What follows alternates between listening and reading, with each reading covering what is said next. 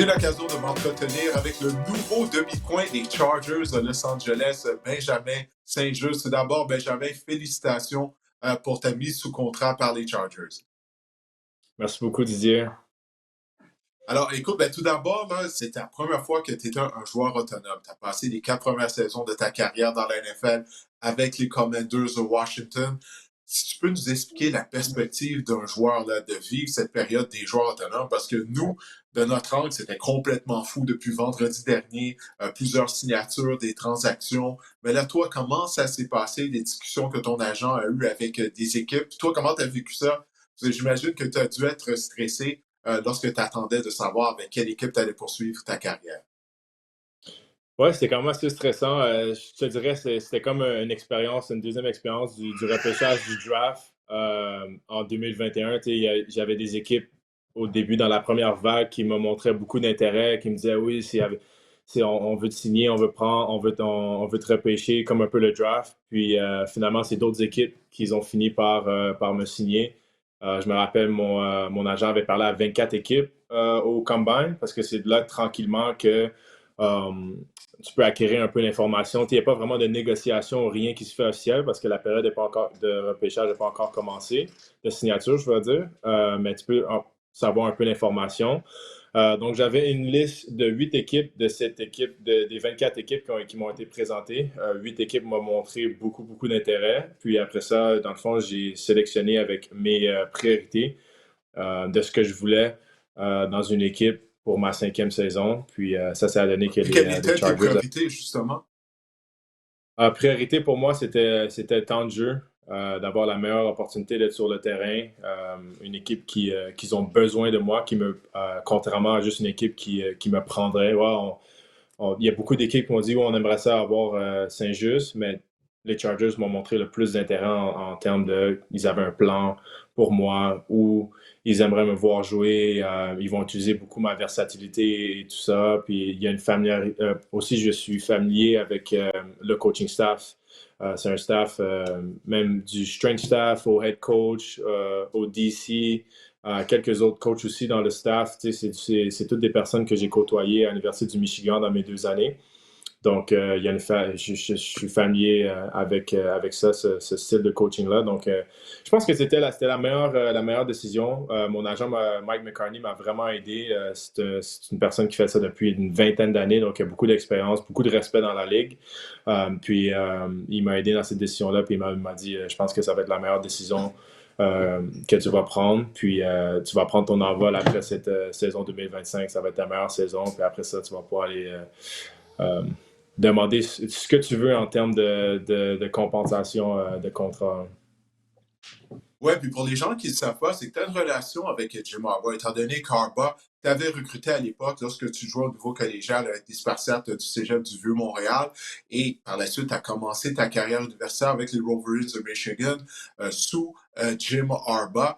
Je sais que tu avais changé d'équipe, tu portes justement là, ton chandail des Gophers de l'Université du Minnesota où tu as terminé ta carrière universitaire.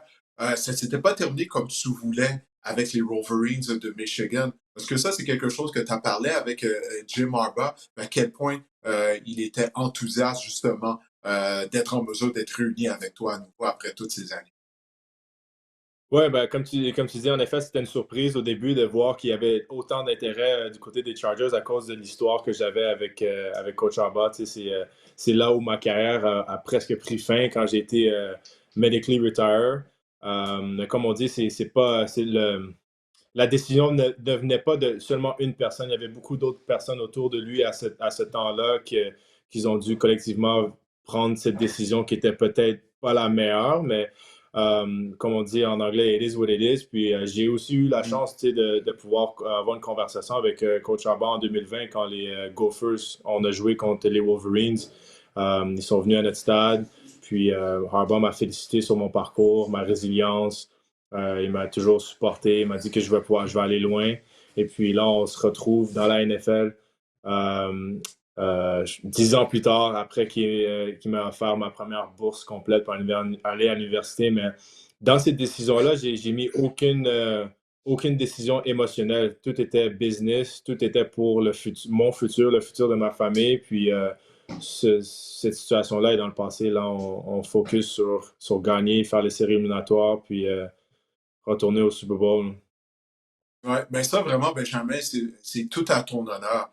Parce que c'est tellement important d'avoir une bonne attitude, peu importe la situation.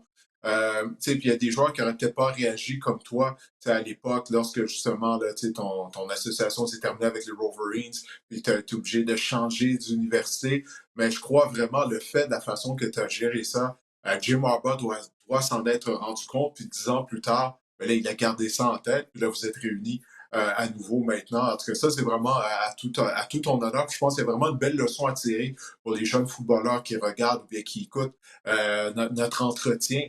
Parce que très souvent au football, il y a des joueurs qui s'éliminent eux-mêmes par leur mauvaise attitude. Puis je suis sûr que tu dois avoir été témoin de ça depuis le début de ta carrière. Mais si tu as une bonne attitude, ben, des fois, ça peut te permettre d'ouvrir des portes, dans le fond, de maintenir les relations avec les gens, comme ça a été le cas pour toi avec Coach Harbaugh.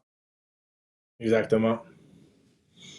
Ouais, puis écoute, je vais faire un petit retour également sur la saison de 2024 parce que vous avez connu du succès, les Commanders, en termes d'équipe. Je sais que pour toi, bon, tu t'étais fixé des objectifs, ça ne s'est pas déroulé nécessairement comme tu le souhaitais. Mais là, qu'est-ce que tu fais afin de t'assurer de rebondir, afin finalement de connaître une saison ben, à l'image de ton potentiel, comme tu avais démontré dans le fond lors de tes 3 premières saisons avec les Commanders. Tu as parlé du plan que les Chargers ont pour toi. Est-ce que, bien, visiblement, tu crois que ce plan-là va pouvoir t'aider? Est-ce qu'on va te retrouver dans un rôle plus polyvalent, comme ça avait été le cas lors des 3 premières saisons, comparativement à l'année dernière à Washington? Ouais, des conversations que j'ai eues justement avec le staff des Chargers. C'est une équipe qui joue avec plusieurs défenses. Il y a c'est très versatile. Il y a beaucoup de joueurs qui jouent en différentes positions, beaucoup de couvertures différentes aussi. Puis ça, c'est quelque chose qui est à mon avantage avec mon gabarit, mon jeu de pied, mon agilité. Le fait que, comme tu dis, au début de ma carrière, j'ai pu jouer à l'intérieur comme nickel et puis aussi comme demi-coin à l'extérieur. Je peux aussi couvrir les ailiers rapprochés, les tight ends. Donc, il y a une possibilité justement de prendre avantage sur plusieurs différentes positions. Puis je pense que c'est quelque chose qui est différent que de l'année passée où j'étais seulement du côté boundary, comme on dit, pour couvrir les meilleurs receveurs, qui n'est pas qui est pas la chose la plus facile à faire dans la NFL pour 17 Ouais. 17 secondes. Donc, je pense que c'est là que je vais pouvoir vraiment prendre avantage de ma versatilité, de jouer dans différentes positions, puis de vraiment prendre avantage de ça. Puis l'autre chose aussi, c'est de vraiment retourner cette saison morte. Je retourne, comme on dit, aux bases. Return to the base, back to the basic, à ce qui m'a rendu le joueur que je suis, ce qui m'a amené dans la NFL. Donc, de C'est quoi continuer ça à travailler. précisément? Justement, à Pour ce moi, niveau-là, de se retourner à la base, oui. ben pour moi, j'ai toujours été un demi-coin qui est, comme on dit, qui efface les receveurs numéro un de l'autre équipe. Donc, moi, c'est du pressman, lockdown, suivre le meilleur receveur, être physique. Puis, je pense que c'est là que je vais pouvoir, si je continue à travailler sur ma technique, sur qu'est-ce qui m'a amené. Je pense que qu'est-ce qui est arrivé l'année passée, c'est que j'ai essayé de changer trop un peu mon style de jeu. Puis, on parle beaucoup de boxe ensemble et tout. Quand un boxeur est vraiment bon dans un style de boxe, tu ne changes pas d'un right-handed à un left-handed. Puis je pense que c'est ça que j'ai essayé de faire un peu trop l'année passée pour justement pour aider ma transition avec le nouveau staff et puis les nouveaux joueurs. J'ai changé un peu où j'étais, qu'est-ce qui m'a amené dans la ligue, qu'est-ce qui m'a rendu le joueur que je suis. Puis ça, c'est une belle leçon. Honnêtement, je suis content que je l'ai appris pas trop tard dans ma carrière, qu'il faut renforcer justement les avantages, les trucs, dans le fond, comment on Tes peut appeler ça? forces, tes forces Exactement. demeurent tes forces.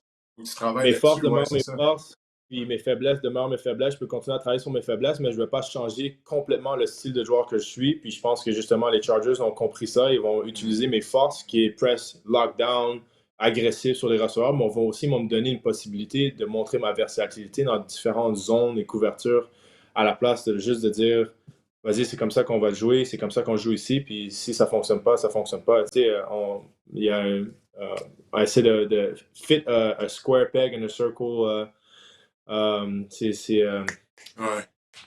Ouais, c'est ça. Comment C'est comme un morceau de casse-tête, là. Tu sais, c'était pas un bon exactement, fit c'est essayer nécessairement avec la défense, ouais.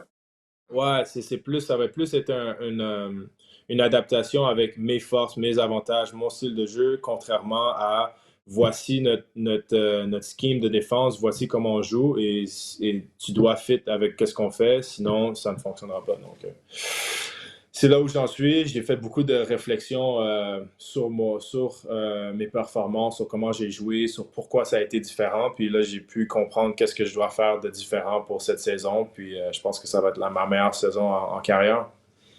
Ouais, ben je l'espère. Moi, je suis confiant que justement, qu'on va revoir le Benjamin Saint-Just qu'on avait vu lors des 3 saisons précédentes. Écoute, t'es juste âgé de 27 ans. Tu viens de le mentionner, tu vas aller dans un environnement qui cadre mieux avec toi. Alors moi, je suis persuadé que tu vas connaître du succès en 2025.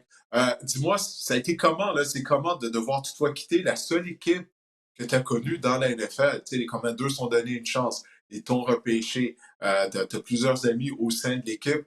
Les affaires sont les affaires, toutefois, surtout à ce niveau-là, au niveau du football professionnel.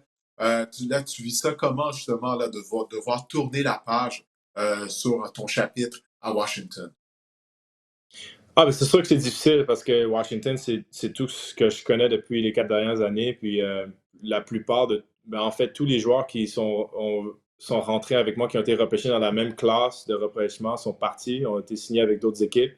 Mais pas te mentir, Didier, c'est pas très difficile partir de DC pour aller. Elle est, La elle température, est, les palmiers, ouais. exact. Il n'y a pas grand monde qui vont chialer pour la destination pour aller à Los Angeles. Donc, non, non, je suis super content. Ma famille est contente aussi. Ça va être une belle expérience. Puis, je suis pas nouveau à un nouveau changement. Tu sais, je l'ai fait au niveau collégial. J'ai dû partir de Michigan. Ouais, C'est c'est la vrai. seule équipe que je connaissais. Puis, je suis allé à une autre équipe où j'ai dû m'adapter très vite. J'ai dû apprendre la culture, le style de jeu et tout. Puis, c'est là aussi que j'ai eu ma meilleure saison qui m'a aidé à être repêché en troisième ronde. Puis, c'est pour ça que je pense que j'ai déjà les mécanismes, j'ai déjà les stratégies justement pour m'adapter le plus vite possible pour avoir une super belle saison en 2025 avec les Chargers. Ouais, ben ça, c'est vraiment super. Tu quittes Washington, une équipe qui pointe vers le haut. Tu sais, vous étiez à une victoire de participer au Super Bowl, jeune carrière en Jaden Daniels. Mais là, tu te joins tout de même aux Chargers qui ont participé aux éliminatoires l'année dernière, mais ils sont un des corps les plus talentueux de la ligue en Justin Herbert. À quel point ça le fait que les Chargers misent sur un bon carrière? Est-ce que ça a eu un impact ou ça n'en a pas eu du tout là, dans ta décision? Puis le fait que les Chargers sont une équipe qui a participé aux éliminatoires, comparativement possiblement à d'autres équipes qui avaient contacté à ton agent. Ouais, ben dans le fond, c'était la deuxième chose qui était sur ma liste de priorités après le temps de jeu. Puis mon rôle en tant que joueur dans l'équipe, c'était une équipe gagnante. J'ai vu la différence entre les 3 premières saisons où on n'avait pas gagné, puis la quatrième où on était à un match d'aller au Super Bowl. Comment la culture, comment les joueurs jouaient différents, avaient une manière de jouer différente, avaient une énergie qui se dégageait quand l'équipe est gagnante, quand l'équipe fait les séries éliminatoires. Puis aussi, je pense que ça m'aide aussi en tant que joueur d'être dans une équipe qui paraît bien, qui joue bien, qui se rend très loin dans les séries éliminatoires parce qu'après ça, justement, euh, les autres équipes ou même juste les Chargers veulent retenir les joueurs qui savent comment gagner. Tu as fait partie d'une équipe qui gagne beaucoup, tu fais partie d'une belle culture qui est capable de justement de gagner beaucoup de matchs. Il y a une grosse valeur dans ça. C'est pour ça que justement les équipes comme auparavant, au passé, les Patriots ou les Chiefs, beaucoup d'autres équipes essaient d'aller repêcher leurs joueurs parce qu'ils connaissent la culture de gagner. Ils savent c'est quoi les sacrifices, ils savent qu'est-ce qu'ils ont besoin de faire justement pour aller loin dans les séries éliminatoires. Puis ça, c'est très valorisant dans la NFL. Ouais, puis je sais pas si tu es au courant, bon, tu as parlé du fait qu'il y avait plusieurs anciens entraîneurs des Wolverines de Michigan que tu connaissais avec les Chargers, mais également plusieurs anciens entraîneurs des Alouettes qui font partie Ah, du groupe, oui, à Los Angeles avec les Chargers. Notamment, il y a Mark Trestman qui est maintenant un consultant du côté de l'attaque.